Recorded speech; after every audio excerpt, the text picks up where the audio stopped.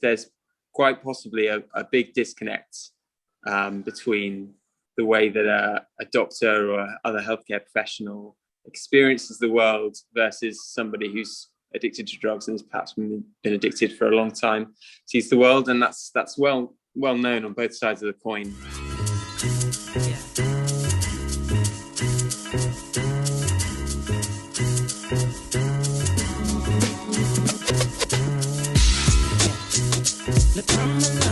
Thanks, Callum, for being here today. My name is Gar. I'm one of the seedlings, as we call them, in our Seeds campaign. And Callum is my friend, who's also a medical student at Barts in his third year. So we've had some teaching, but mainly focused, I think, on addiction and that sort of side of things.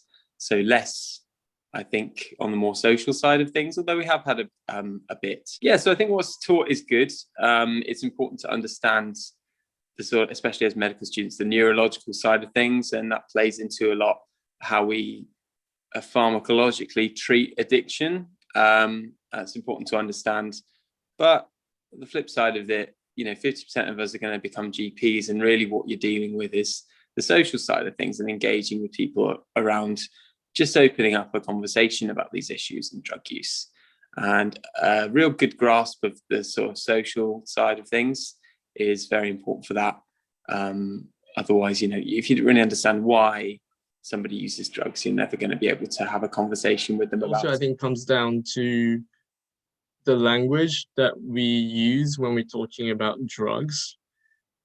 Have you sort of explored around sort of different ways of referring to people who take drugs? Drug abuse versus drug use, that sort of thing. Yeah. I think intravenous drug use, I think is definitely a kinder way of talking about it. The only argument I'd have to the other side of that is the IVDA, drug abuse, tends to be a sort of label for a medical problem rather than necessarily for a label for a person or a patient. But I take your point. It's a thin line to tread. We have a tendency within like medicine and also medical education to it can still sometimes use certain words and phrases. If we call someone a drug addict, hypothetically, if I was using drugs, mm-hmm.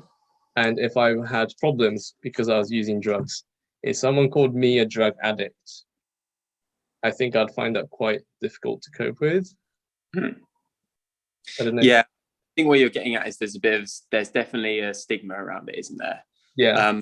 In and of itself, I feel like the words drug addict, when being used sort of without any kind of implication beyond, categorizing that somebody needs help because they're addicted to drugs, is not a bad thing, but it's not really the way that the term is usually used, and it does have connotations really that just go back to how we as a nation actually just perceive people who are addicted to drugs.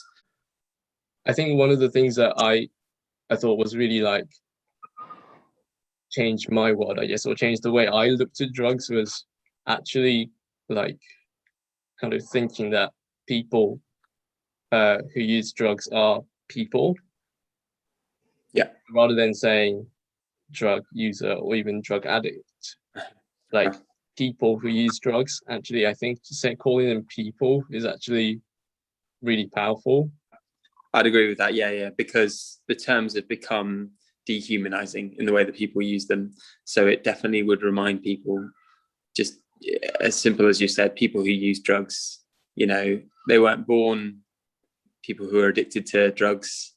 They're first and foremost people, and second of all, they have whatever problems they may have with drug addiction. Yeah, I totally agree with what you're saying there. And if we wanted to destigmatize drug use throughout the whole of the medical profession, I think there could be some thought put into how we use words. Because I think language is powerful, I think language has an impact on how people think about who they are, I think. Yeah, I think also what it has to boil down to is what effect does it have, because if at the end of the day, let's just hypothetically, using drug abuse versus drug use had no impact on, say, people's engagement with their health, with hospitals and with healthcare professionals, then that's not so much of a problem. But if it is tangibly seen to be putting people off engaging with facilities that can help them and help them recover, then it's something which we should automatically be looking to change. I think that should really be the bottom line, is how do people who are addicted to drugs react to this? Do they react in an actively negative way? Does it not bother them? Or does it encourage them? And I think we should be going for something which encourages people and makes them at least feel that they're understood, because there's quite possibly a big disconnect between the way that a doctor or other healthcare professional experiences the world versus somebody who's addicted to drugs and has perhaps been addicted for a long time sees the world. And that's well known on both sides of the coin. And from a person who uses drugs, from their standpoint, it can be off-putting, definitely, if they see a world of jargon which doesn't relate to how they actually perceive their problem. That can definitely be off-putting, I think. One thing we've not talked about is harm reduction. Have you ever come across that term? Yeah, so it's things like the needle exchange. Is that what you're talking about? Yeah. Absolutely, yeah. So as it says on the tin, that harm reduction is about reducing the harm that's associated with any kind of, well, it doesn't have to be drugs, but generally it's applied to drugs. Have you heard of any other types of harm reduction apart from needle and exchange schemes? That's the one that comes to mind, really. Yeah. What other ones are you thinking of? There's one place in the UK which does cocaine-assisted treatment, which goes under drug-assisted treatment. I think what you do is you give a certain amount of the substance that they are automatically using, in the hope that I think you kind of moderate the dose so that they get the high that they kind of need to kind of cope. And I think at the same time, try to help them with their kind of social issues and things. Yeah. So the third kind of, if you like, tenet of harm reduction, which is becoming increasingly popular, is the idea of safe consumption rooms. Have you ever heard of that? I haven't, but so it seems probably to be self-explanatory. Yeah, you invite people who use drugs into this healthcare setting.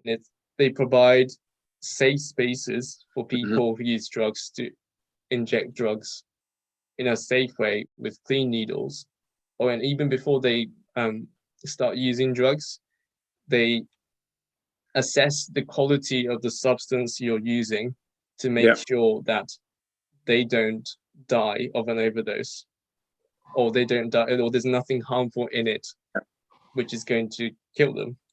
So they inject drugs in that safe space, and they also plug people into all sorts of different services, like social support, housing, counseling, other kind of support if they want to start coming off these substances. And there's actually one man in Scotland called Peter Crikant, who's actually started to run his own van to help people use drugs in a safe way in Glasgow.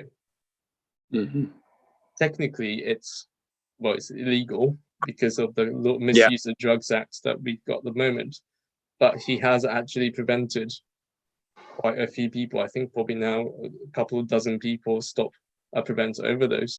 How do you feel about this kind of like safe consumption room or supervised injection facilities? How do you feel about that? I can see that if you were to announce this to a room of a random sample of 100 people, it would be quite controversial, because you don't want to be seen to be encouraging harmful behavior, even in a safe environment. So that you could argue that it might encourage people to take up taking drugs who might previously been afraid of starting. But to be honest with you, I think you could argue the hypotheticals to the ends of the earth. You always have to look at the evidence. If these controlled consumption rooms actually have a positive effect on, say, admissions of patients who come in with drug overdoses, incidences of transmission of bloodborne viruses in these people, then it's a good thing. If you see an increase, for whatever reason in use and overdose, for whatever reason it might be, then it's a bad thing. So you always have to go back to the evidence with these. I think, yeah. So I would not want to comment until you see the evidence of it, but I see the logic. And also I think that perhaps I would go so far as to say that the argument about encouraging people to take drugs actually implies a bit of a lack of knowledge on what really does encourage people to take drugs, or the circumstances around which addiction tends to take shape, and the various socioeconomic influences, etc. And I highly doubt that a couple of NHS controlled consumption rooms is going to send a huge boom through the heroin industry, but you never know. Yeah. So I have no further comment beyond, you really just have to look at the evidence for all of these things, and assess the impacts that way.